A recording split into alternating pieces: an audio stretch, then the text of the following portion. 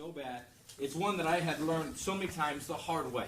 I like learning things the hard way. I'm a slow learner, and I'm proud of that. And it takes me a long time to catch some things. Sometimes I think I'm a masochist because I like pain, but I don't.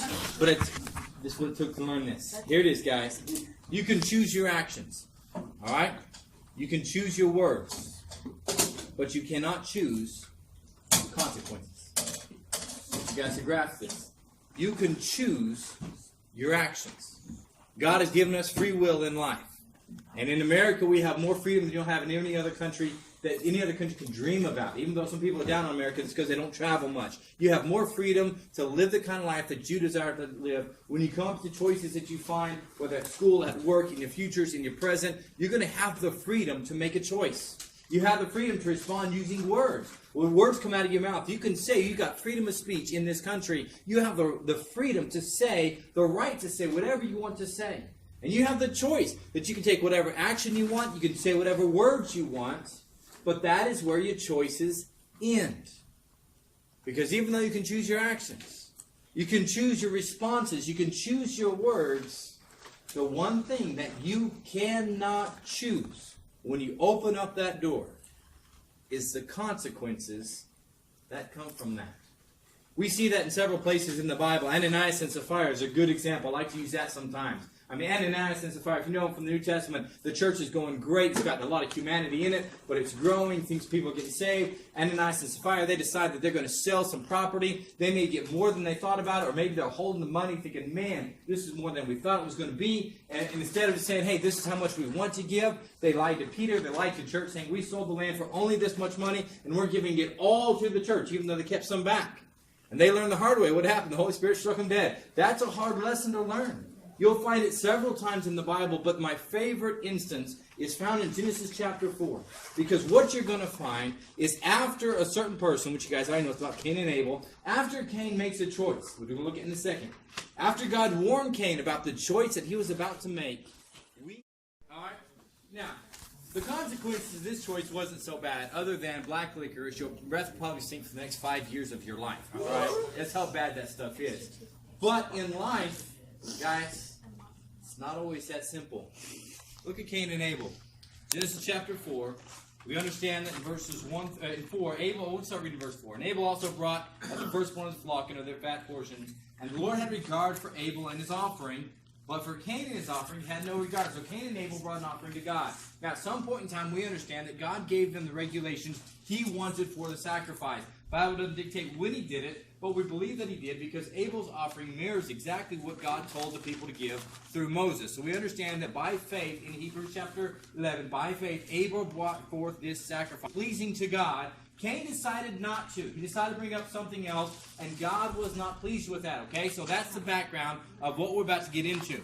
So Cain was very angry, all right? So Cain was angry at God. He was angry at his brother. He was angry at the situation because God did not have regard. God did not accept his offering. That was his fault, by the way, but he's not going to think about that. So Cain was very angry, and his face fell. Now, the Lord sees what's going on. He understands anger that is building up in Cain, and God is he's all-knowing, guys. He knows what can happen. So God's going to step in. He's going to give Cain a warning. Look what the Bible says. The Lord said to Cain, why are you angry, and why is your face fallen? If you do well, will you not be accepted? But look at this next statement. And if you do not do well, sin is crouching at the door. Its desire is contrary to you, but you must rule over it. So God gives Cain a warning. He says, listen, if you do what's right, you're going to be accepted. It's going to be good. But if you choose to not, if you choose to continue to be angry, if you choose to let your anger dominate, look what he says. He says, sin is crouching at the door. Now, a crouching animal, what does that give you? What picture does it give you of? A lion. A lion. I say a lion or a tiger, something that's sneaking up on its prey, like a cat-type animal that's ready to spring on it. And that's the kind of illustration God's given to Cain. He says, listen, if you allow your anger to dominate, if you allow sin to be there, understand that sin is like an animal about to jump on its prey. And its desire is it's contrary to you. Its desire is to rule over you, to destroy you. So God has given Cain a warning. He said, listen, if you do well, you're going to be accepted. But if not, if you allow that anger to boil up, if you allow your own sinful desires to take over, then sin is like that animal. It is crouching at the door, and its desire is contrary to you. It means it's not good for you. It's the opposite of really what you would desire in your life. You must rule over it. So Cain brings up the offering. It's probably a beautiful offering. We don't have time to go into that tonight. But Cain brings up an offering that was not what God desired. God said, I'm not going to accept that. Cain gets very angry. He's angry at God. He's angry at his brother. But God steps in and gives him a warning. He says, Cain, you got a choice. You can choose to do what is right. You can choose to make this right. And it'll be well with you. Or you can choose to give in to sin. Even though sin is contrary to you, it is opposite of what you desire. It's going to destroy you, but you've got to rule over. So Cain's got this choice. What does he choose? Sin. He chooses a sin. Look what the Bible says, the very next verse. Cain spoke to Abel, his brother, and when they're in the field, Cain rose up against his brother and killed him. So I don't know how it started out. Maybe Cain was trying to count to 10. I don't know. Maybe, brothers fight, siblings fight. Maybe it was just kind of going down, and then there's a sin that Cain never got right. He built up in him, and he lashed out, and he killed his brother Abel. So he chose, instead of making things right, instead of doing what God desired, he allowed sin to dominate his life, to do something that is contrary to what he desired to do. If you'd asked him, Abel was likely his best friend in the world. Likely he loved him, but at that point of anger, sin preyed upon him. He killed Abel. Now there's consequences. Cain had a choice. He could make it right, or he could allow sin to dominate. He opened the door. Sin dominated. His choice is now ended, because Abel is now dead. And God goes to Cain later on. Look what he says. Then the Lord said to Cain, where is Abel, your brother? He said, I do not know. Am I my brother's keeper? This is kind of a side note. I think Mr. Ben and I have joked about it before. I hate when people say, am I my brother's keeper? You're quoting Cain. All right? You're quoting the first murderer. Don't quote Cain. All right? Wrong mentality. All right? He said, am I my brother's keeper? All right? Look what the Lord said. The Lord said, what have you done? The voice of your brother's blood is crying to me from the ground. And now, so Cain's choice is ended. Now God is about to give him the consequence, and God's not going to ask Cain's permission. He's not going to ask for Cain's input. Cain chose a box, and now he's going to have to eat what's under that box. And guys, I want you to hear, after God is done giving sentence, I want you to hear what Cain has to say. That's why I love this passage so much. And now you are cursed from the ground, which has opened its mouth to receive your brother's blood from your hand. When you work the ground, it shall no longer yield to its strength. You shall be a fugitive and a wanderer on the earth. Okay? So God just said, fine, you let sin take over. You killed your brother. The ground's not going to yield like it would for you. And you know what? You're going to be cast away from these people. You're going to be a fugitive. You're going to be a wanderer. You're going to be a vagabond. All right? So Cain made a choice. Even after God had warned him, Cain chose to ignore God's warning. He made a choice. He let sin dominate him. God passed judgment. Look at verse 13. And guys, I want you to highlight it. I want you to memorize it. I want you to listen to the words of a man who I believe loved God at some point. I believe he loved his family at some point. And I believe that he was hurt. I think he was in anguish. Because look what he said. Cain said to the Lord, my punishment is greater than I can bear.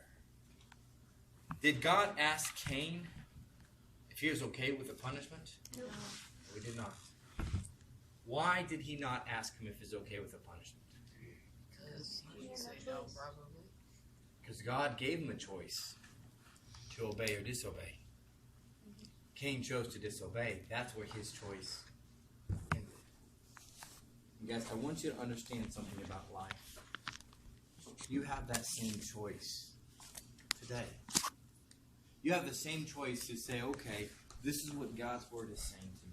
This is what is clear in the Word of God. I know right from wrong. There are some things that are in question, guys. There are some things that we say, man, people are debating about whether it's a sin, whether it's not a sin. I'm not talking about those things, okay? I'm talking about the things that we face on a daily basis that we know are either right or we know are either wrong. There's no question about it.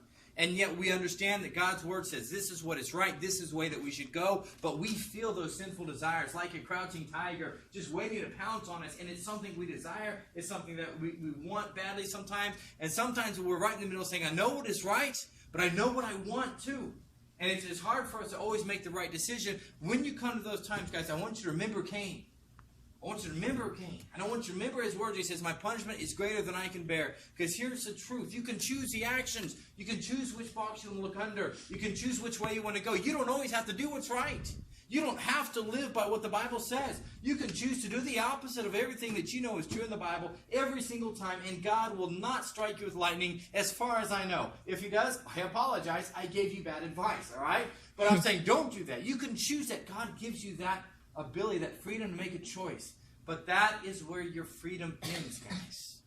Understand what the Bible says. You can choose your actions, but God chooses the consequences. And I have seen teenagers who have gone asunder in their lives. Because you know what? They said, okay, I'm just going to do this. I'm going to choose this. I'm going to go this direction. And I have seen the consequences, guys, wreak havoc in their lives.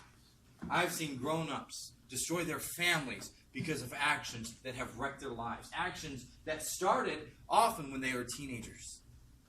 And guys, if you would have asked, there's a gentleman that I knew. I'm not going to say where I knew him from, just so there's no miscommunication. You guys do not know this guy, but this gentleman left his family, left his wife, left his sons, because he chose to have an affair with another lady. He was in my office at one point in time. We're trying to work through this. At this point, it was beyond reconciliation. There was no desire for the wife and the family to come back to reconcile with him. He had burnt every bridge possible. You know what he said to me? He said, Pastor, if I'd have known how much it cost, I would have never even thought about it. And guys, that burned an impression on my mind. Because at the time, I'm sure his desire was all about what he was doing. And I'm sure it was fun and enjoyable for a while, but looking back, after he has reaped the consequences of the choice that he has made, a choice that he knew, guys, was contrary to the Bible. He was not a heathen. He was a saved man. He was part of the leadership of the church. He was one of the deacons at the church that I was working at. He knew right from wrong. He made the wrong choice that one time. And you know what that cost him? His family. I remember him saying, Pastor, if I'd just known how much it was going to cost, never would have thought about it. Guys, I'm not going to say all your consequences are going to be that big. Some of them may feel like it's not bad at all. But you need to understand what God says. He says, be not deceived. God is not mocked. Whatever a man sows, that he is going to reap. If he sows to the flesh, he will reap corruption. Sows to the Spirit, he's going to reap life everlasting. Listen to me. Grasp this now when you're young. You can choose your actions. You cannot choose your consequences. Live according to the submission of God's word. Live to what you know is right. Do your best. And you know what? You will never have to worry about crying out to God saying, God, it's too much. Because you've done what's right.